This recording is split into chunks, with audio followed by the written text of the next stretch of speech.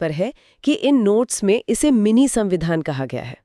मतलब ऐसा क्या हुआ था कि पूरे देश के संविधान का एक छोटा रूप ही बदल दिया गया? देखिए, इस सवाल का जवाब हमें नोट्स के पहले हिस्से में ही मिल जाता है, जिसका शीर्षक है परिचय एवं मुख्य तथ्य। अगर आप इसे ब्लैक बोर्ड पर इमेजिन करें तो सबसे पहले हम लागू होने का वर्ष लिखेंगे, जो कि 1976 है। बिल्कुल, वर्ष 1976, और सरकार थी इंदिरा गांधी जी की। अब आते हैं इसके मुख्य उद्देश्य पर। नोट्स के हिसाब से इसका उद्देश्य संविधान को समाजवादी, धर्मनिरपेक्ष और राष्ट्रीय एकता के आदर्शों के अनुरूप बनाना था। सही कहा। और इसी उद्देश्य को पूरा करने के लिए संविधान की प्रस्तावना में बहुत बड़ा बदलाव किया गया। मतलब जो हमारी प्रस्तावना है उसमें 3 नए और भारी शब्द जोड़े गए। वो 3 शब्द हैं समाजवादी, पंथनिरपेक्ष और अखंडता। हाँ, एकदम सही। देखिए, प्रस्तावना में बदलाव कोई छोटी बात नहीं है, पर सिर्फ प्रस्तावना ही नहीं, इस संशोधन में कुल 59 नई धाराएं शामिल की गईं। 59 नई धाराएं, मतलब एक ही बार में इतने सारे नए नियम जोड़ देना।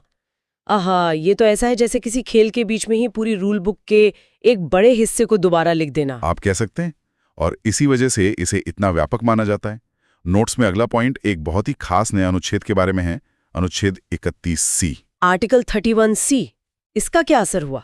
इसका सीधा असर हमारे मूल अधिकारों पर पड़ा। नोट्स साफ तौर पे बताते हैं कि इसके जरिए नागरिकों के मूल अधिकारों पर अंकुश लगाने का प्रयास किया गया। मतलब उन्हें कुछ हद तक रोकने की कोशिश की गई। मूल अधिकारों पर अंकुश, ये तो बहुत बड़ी बात है। व्यापक बदलावों के कारण ही इसे मिनी संविधान या मिनी कॉन्स्टिट्यूशन कहा जाता है। अब अगर आप नोट्स में साइड बॉक्स को देखें तो वहां याद रखने के शॉर्ट पॉइंट्स दिए गए हैं। हाँ, मैं देख पा रही हूँ। ये एक तरह का क्विक बुलेट पॉइंट रिवीजन लग रहा है। जी, एग्जाम के लिए ये रिवीजन बहुत काम आता है। जैसे वर्ष 1976, इंदिरा गांधी सरकार, प्रस्तावना में 3 नए शब्द और 59 नई धाराएं। बस इन कीवर्ड्स को याद रखना है। तो ये तो हुआ पहला हिस्सा कि क्या-क्या जोड़ा गया।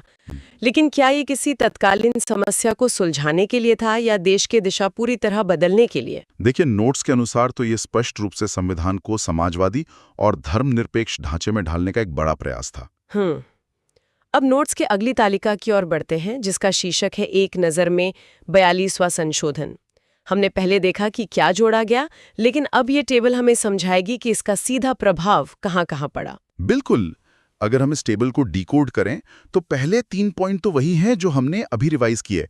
लागू वर्ष 1976, लागू करने वाली सरकार इंदिरा गांधी, और मुख्य उद्देश्य। हाँ, वो तो रिवीजन हो गया, पर टेबल में कुछ नया भी दिख रहा है। हाँ, यहीं पर नया पॉइंट आता है। 59 धाराओं के अलावा 4 अनुसूचियों में भी बदलाव किए गए, और इनमें से जो सबसे अत्यंत महत्वपूर्ण है वो है 7वीं अनुसूची। 7वीं अनुसूची?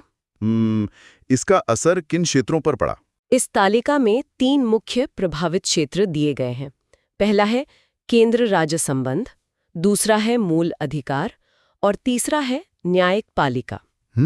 अगर हम ध्यान दें तो केंद्र राज्य संबंध, हमारे अधिकार और न्यायालय, इस संशोधन ने तो लोकतंत्र के तीनों सबसे अहम हिस्सों को गहराई से छू लिया है। बिल्कुल छू लिया है। क्या इसी व्यापक प्रभाव के कारण तालिका के अंत में इसे फिर से मिनी संविधान नाम दिया गया है? एकदम सही पकड़ा आपने।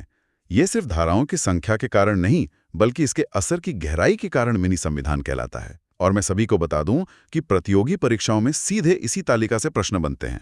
मतलब सीधा सवाल आ सकता है कि 42वें संशोधन का प्रभाव किन-किन क्षेत्रों पर पड़ा? जी हाँ, ऑप्शंस में आपको केंद्र राज्य संबंध या न्यायपालिका देखने को मिल सकता है। अच्छा, अब हम नोट्स के सबसे रोचक हिस्से की ओर बढ़ रहे हैं, फ्लो चार्ट। फ्लो चार्ट्स तो वैसे भी चीजें समझने में बहुत मदद करते हैं। बिल्कुल। चलिए इस फ्लो चार्ट को विजुलाइज करते हैं। कल्पना करें कि बीच में एक बॉक्स है जिस पर लिखा है नई धाराएं जोड़ी गईं, और उससे 4 तीर या एरोज निकल रहे हैं। हाँ, मैं देख सकती हूँ। पहला तीर ऊपर की तरफ जा रहा है, प्रस्तावना में संशोधन की ओर। सही। दूसरा तीर जा रहा है केंद्र की शक्तियां बढ़ने की ओर, मतलब शक्तियों का संतुलन केंद्र की तरफ झुक गया। और तीसरा तीर मूल अधिकारों पर प्रभाव की ओर है। और चौथा तीर बहुत ही महत्वपूर्ण है, न्यायपालिका की शक्तियों पर अंकुश लगाने के प्रयास की ओर।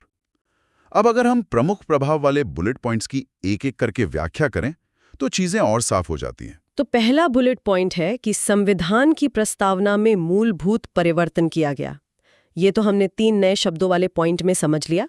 हाँ, दूसरा पॉइंट कहता है कि केंद्र और राज्य के बीच शक्तियों का संतुलन पूरी तरह बदल गया। और तीसरा पॉइंट है न्यायपालिका की स्वतंत्रता को सीमित करने का प्रयास।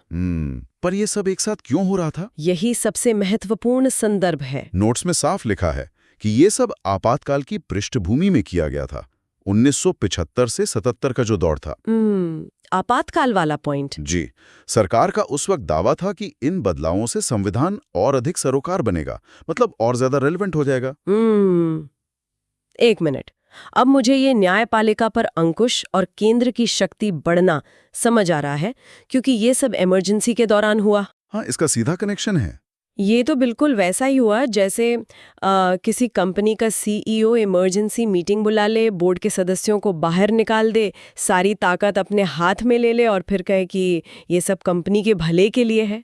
देखिए, एनालॉजी के तौर पर यह समझना ठीक है, पर हमें एक विद्यार्थी की तरह निष्पक्ष रहना है।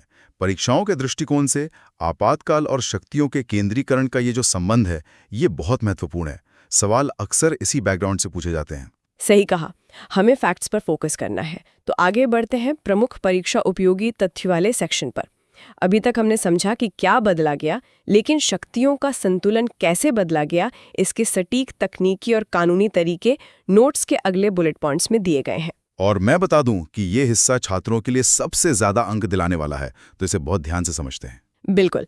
पहला तथ्य कहता है कि ये 42वां संशोधन अब तक का सबसे व्यापक संशोधन है, सबसे कॉम्प्रिहेंसिव। इसके बाद वही रिवीजन है। 59 धाराएं, 4 अनुसूचियां और प्रस्तावना के 3 नए शब्द।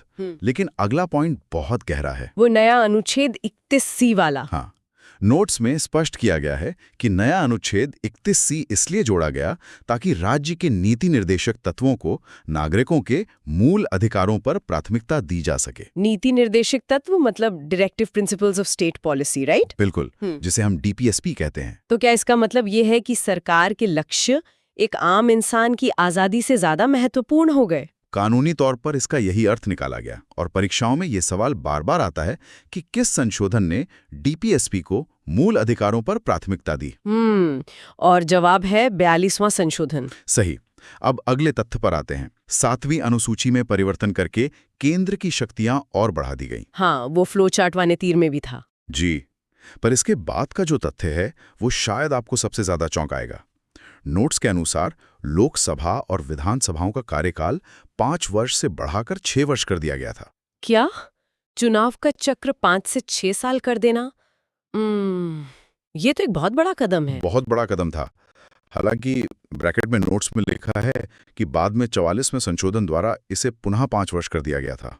उफ, 5 साल से 6 साल करना और वो DPSP को मूल अधिकारों से ऊपर रखना, ये सब वाकई चौंकाने वाला है। और इसीलिए परीक्षा में ये 2 बिंदु, कार्यकाल वाला और DSP की प्राथमिकता वाला, सबसे ज्यादा पूछे जाते हैं। एग्जामिनर्स के ये फेवरेट सवाल हैं। मैं समझ सकती हूँ क्यों। अच्छा, इसके बाद एक और पॉइंट है कि न्यायिक पुनरावलोकन यानी जुडिशियल रिव्यू की शक्ति को सीमित करने का प्रयास किया गया। हाँ, इसका मतलब था कि अदालतें आसानी से सरकार के कानूनों की समीक्षा ना कर सके।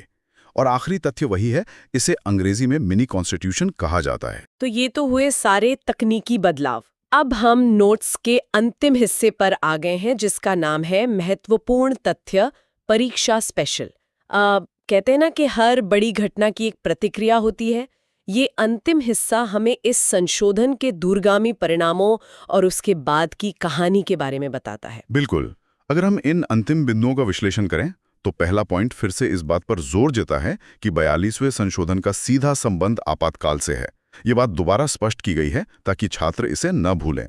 और दूसरा पॉइंट कहता है कि इसने संविधान की मूल भावना यानी कोर स्पिरिट को बदलने का कार्य किया है। हाँ, और तीसरे पॉइंट के अनुसार इसने देश के संचालक ताने-बाने को, मतलब जो ऑपरेशनल फ्रेमवर्क है, उसे मजबूत किया और केंद्र को बहुत अधिक शक्तिशाली बनाया। मतलब सारी पावर एक जगह सेंट्रलाइज कर दी। सही कहा। लेकिन इसके बाद एक नया और बहुत ही निर्णायक तथ्य आता है।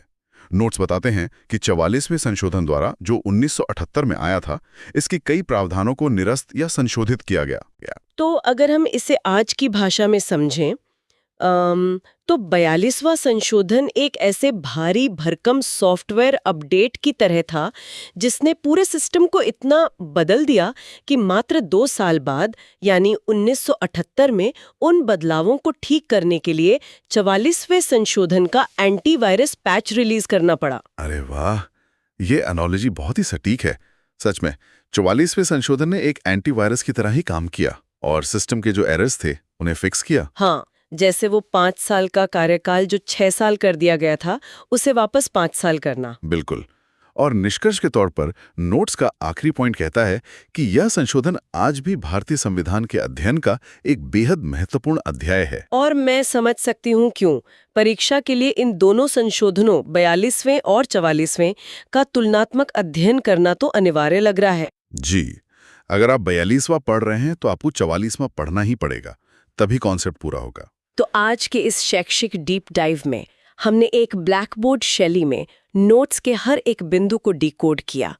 हमने देखा कि कैसे मिनी संविधान ने काम किया और कैसे उसका असर हुआ। और मुझे उम्मीद है कि श्रोताओं को, खासकर जो प्रतियोगी परीक्षाओं की तैयारी कर रहे हैं, उन्हें ये सारे फैक्ट्स लॉजिक के साथ याद हो गए होंगे। बिल्कुल। अब इस चर्चा को समाप्त करने से पहले मैं आप सभी के लिए एक विचारोत्तेजक सवाल छोड़ना चाहती हूँ। आज हमने देखा कि कैसे 42वें संविधान ने केंद्र को इतनी असीम ताकत दे दी थी कि उसे संतुलित करने के लिए 44वां संशोधन लाना पड़ा।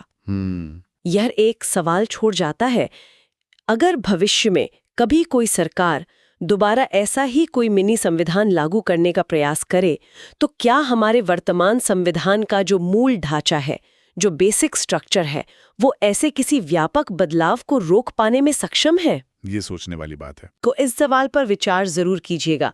इस विषय पर और अधिक पढ़िए, अपने पुराने परीक्षा पत्रों को हल कीजिए और गहराई से सोचिए। हमारे साथ इस डीप डाइव में जुड़ने के लिए आपका बहुत बहुत धन्यवाद। धन्यवाद। अपनी तैयारी जारी रखें।